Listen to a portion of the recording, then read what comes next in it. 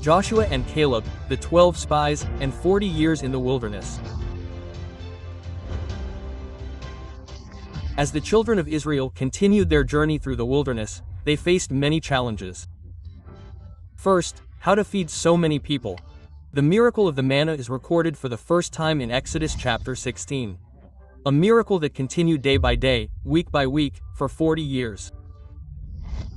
The manna fell on the first 6 days of the week, and on the 6th day they had a double portion for the 7th day, the Sabbath.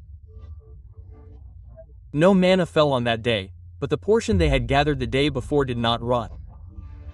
In this way, God wanted to remind them of the 4th commandment, which says, "Remember the Sabbath day, to keep it holy." He also helped them trust that God would supply their temporal needs each day. Now they came to Mount Sinai. There are 2 places where it is believed to have been located. One is in Egypt, on the Sinai Peninsula, and the other is in Saudi Arabia, where the land of Midian used to be.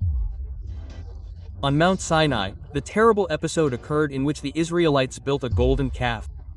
When Moses came down from the mountain, he showed his and God's displeasure. Most of the people repented, but 3,000 did not. The children of Israel had lived as slaves for so many generations that they had much to learn. When they left Sinai, they traveled toward Canaan. The presence of God went before them in the form of a cloud, and at night that cloud became a pillar of fire.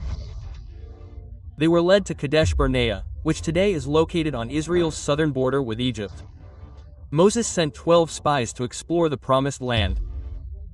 The names of all 12 are recorded in the Bible, but most people today only remember 2 of them. As the 12 spies traveled through Canaan, the people were undoubtedly expecting a good report to come so that their journey could be completed.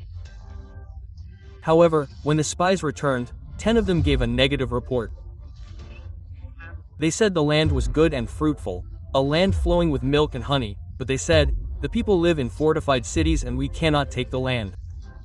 Joshua and Caleb, however, said, "We can take the land," and they encouraged the people to be courageous. About 10 spies insisted that they would not succeed. They even referred to themselves as grasshoppers in comparison to these supposed giants. The people now wished they had never left Egypt. Joshua and Caleb tried once more to convince the people, but despite the vehemence with which they spoke their words of encouragement, they were met with the people's attempt to stone them. Their efforts at persuasion could not counteract the negative and skeptical report that the other spies had brought. Such doubt and disbelief in God's power would not go without consequences.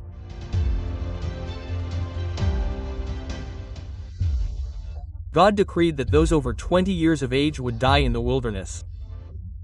In addition to this, for every day the spies searched the land, the people would pay for the wilderness for another year.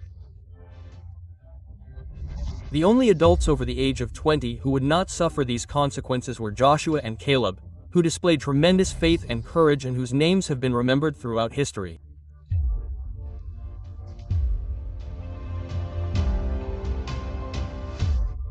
My favorite part of this story is at the end of the 40 years, when Joshua and Caleb enter Canaan. Joshua is now the leader of the Israelites. Caleb is an elderly man at 87 years old, but he asks to be granted the land of the giants. He says in Joshua chapter 14 verse 12, "Now therefore give me this mountain, perhaps the Lord will be with me, and I will drive them out as the Lord has said." He did not seek an easy retirement, but wanted to demonstrate that our strength is not in human power, but in the power of God. No matter our age or what obstacles we encounter along the way, we can trust God to deliver us and make a way for us.